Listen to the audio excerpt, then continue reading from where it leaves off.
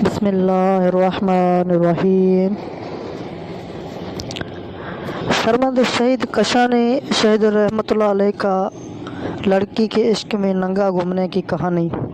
سرمد شہید مجذوب کون تھے جو ایک ہندو لڑکی کے عشق میں ننگے ہو گئے۔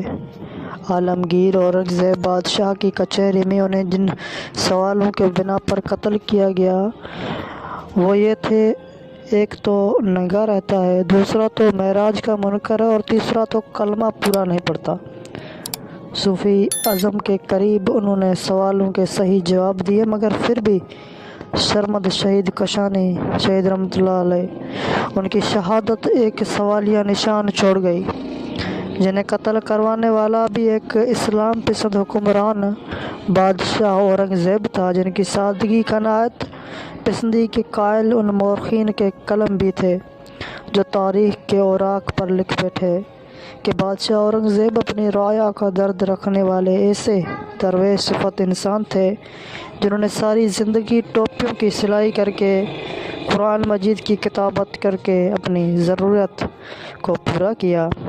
مگر دوستو، یہاں پر سوال یہ اٹھتا ہے کہ اتنا درویش صفت انسان ایک مجذوب کے خون سے ہاتھ کیسے رنگ بیٹھا، اور گولڑا شریف کے پیر نصیر الدین نصیر رحمۃ اللہ علیہ اس واقعے کو کس نظریے سے بیان کر گئے ہیں۔ آئیے جانتے ہیں سرمد شہید مزار دہلی وہ کون سی وجوہات تھی جن کی بنا پر سرمد کشانی کو شہید کیا گیا۔ سرمد کشانی شہید کون تھے؟ سرمد شہید کا تذکرہ مشہور فارسی ربائی گو اور مجذوب کے طور پر تاریخ میں سامنے آیا۔ آپ کی پیدائش 1590 کشان بتائی گئی، جو کہ ایران میں صوبہ اصفہان کا حصہ ہے۔ اس وجہ سے آپ کو سرمد کاشانی کا لقب دیا گیا۔ سرمد کاشانی شہید ایک کامیاب تاجر کے طور پر جانے جاتے۔ ان کا خاندان کیا تھا، کوئی واضحات سامنے نہیں آئی۔ بعض مورخین کے قلم میں سرمد کو عیسائی تو بعض کے سیاسی سرمد کو یہودی ایجنٹ لکھ گئے، لیکن بعض مورخین کے قلم اٹھے اور سرمد شہید سے جڑے سچائی کو منظر عام پر لے آئے کہ انہوں نے اسلام قبول کیا اور مجذوبی کے حالت میں دنیا سے پردہ پوش ہوئے۔ پر عبور ہونے کی وجہ سے آپ نے تورات کا ترجمہ فارسی زبان میں کیا۔ عبور فارسی، ہندی، عربی ان زبانوں پر بھی کمال مہارت حاصل رہی۔ 334 رباعیات کو بھی آپ کی نسبت حاصل رہی۔ سرمد شہید کے حیدرآباد پٹھہ آمد صوفی مسکن سرمد کو بتایا گیا کہ حیدرآباد ٹھٹھہ کاروباری لحاظ سے ایک خاص مقام رکھتا ہے اور تم وہاں تجارت کے غرض سے بہت زیادہ دولت کما پاؤ گے، اور ہندوستان میں صوفیان کی اتنی عزت کی جا رہی ہے کہ ہندوستان کے بادشاہ بھی ان مشورہ کے بنا کوئی کام نہیں کرتے۔ سرمد شہید کاشان میں رہتے ہوئے ہندوستان کے صوفیوں اور خانقاہوں کے بارے میں معلومات اکٹھی کرتے رہے کہ آخر صوفی ہوتا کون ہے اور وہ کیا کرتا ہے، چونکہ ایران بھی صوفیوں اور خانقاہوں کی وجہ سے اس وقت ایک مقام رکھتا تھا۔ ایک مرتبہ سرمد شہید راستے میں تھے کہ ایک مجذوب نے انہیں روک رکھ کر کہا، تیری ماتھے پر مجھے کچھ لکھا دکھائی دیتا ہے۔ ہائے قربان تیرے ماتھے پر اور دو مخمور آنکھوں کے تیرے تجارت جذبوں کی تجارت کی گئی ہوگی۔ آخرکار سرمد تجارت کے غرض سے حیدرآباد پہنچ ہی جاتا ہے۔ حیدرآبادی سے سرمد شہید اسلام قبول کرنے کی سعادت حاصل کرتا ہے۔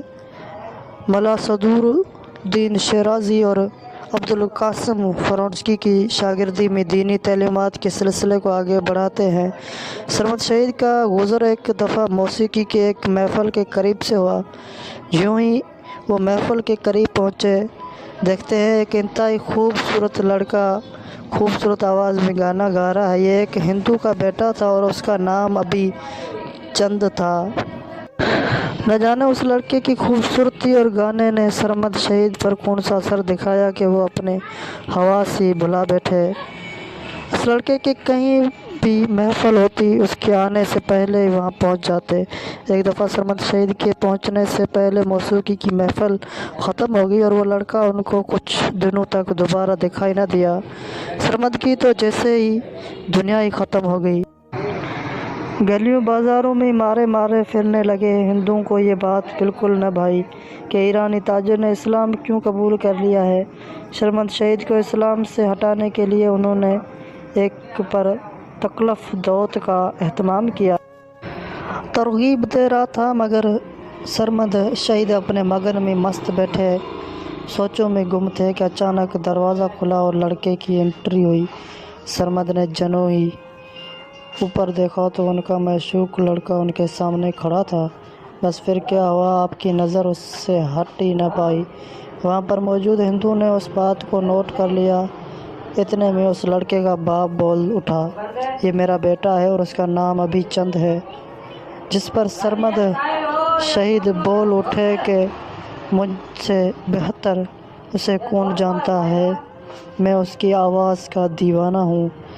یہی بات ہندوؤں کے لیے کام کر گئی۔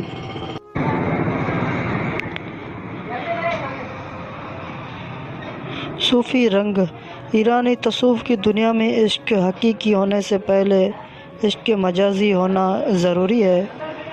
جب تک انسان کا دل عشق مجازی سے دھوکہ نہیں کھاتا، انسان دنیاوی لذتوں کو ترک نہیں کرتا۔ عشق مجازی ہر کسی کی بس کی بات نہیں، اس کی لگی تو وہی جان پاتا ہے جسے لگی ہو۔ ملاقاتیں بڑھتی گئی، ایک دوسرے کے قریب ہوتے گئے، سارا دن کمرے میں بیٹھے رہتے۔ سرمد شہید کلام پڑھتے، ابھی چند گا کر سناتا۔ کچھ دن کے ذوق و مستی کے ڈوب کر سرمد نے ابھی چند کو خدا کہنا شروع کر دیا۔ اس بات کا علم جب ابھی چند کے باپ کو ہوا تو اس نے اپنی اور خاندان کی بدنامی کی وجہ سے سرمد کو ملنے پر پابندی لگا دی۔ تمام ہندو نے مل کر سرمد کو ٹھٹھا سے نکالنے کی ٹھان لی۔ لڑکے کی محبت میں اپنا مال متاع سب کو ختم کر چکے، حتیٰ کہ تن کے کپڑے بھی بیچ ڈالے، رہنے کی چھت بھی چھین گئی۔ اب تو سرمد کے پاس گلیاں اور سڑکیں ہی بچی تھیں اور وہ بھی ننگی حالت میں۔ جب انہیں ٹھٹھا سے نکالا گیا تو ننگی حالت میں دہلی کا رخ کیا۔ دہلی پہنچنے پر جب لوگوں نے سرمد کی حالت کو دیکھا تو لوگ ان کے پاس آ کر بیٹھ جاتے۔ لوگوں کی ایک بڑی تعداد ان کے مرید بننا شروع ہو گئی۔ ان مریدوں میں ایک نام مغل شہزادے دارا شکوہ کا بھی آیا۔ اس شہزادے کا بادشاہ اورنگ زیب کے ساتھ رشتہ سگے بھائی کا تھا۔ آپ کی یاد دہانی کے لیے بتاتے چلیں کہ ابھی مغل سلطنت کی حکومت عالمگیر اور اورنگ زیب کے ہاتھ میں نہیں آئی تھی، کیونکہ اس وقت یہ سارے بھائی حیات تھے۔ اورنگ زیب کی سلطنت کا دور اس وقت شروع ہوا جب اس نے تخت کے لیے لڑے جانے والی جنگ میں اپنے تینوں بھائیوں کو شکست دی۔ دارالشکوہ کے اسلام اور صوفی زم سے محبت کسی سے ڈھکی چھپی نہ۔ یہی وجہ تھی کہ سرمد شہید کی محفلوں میں بیٹھنا اور کئی مرتبہ سرمد شہید پر کئی حملوں سے بچاتا رہا اور کھل کر سرمد شہید کے لیے کھڑا ہو گیا۔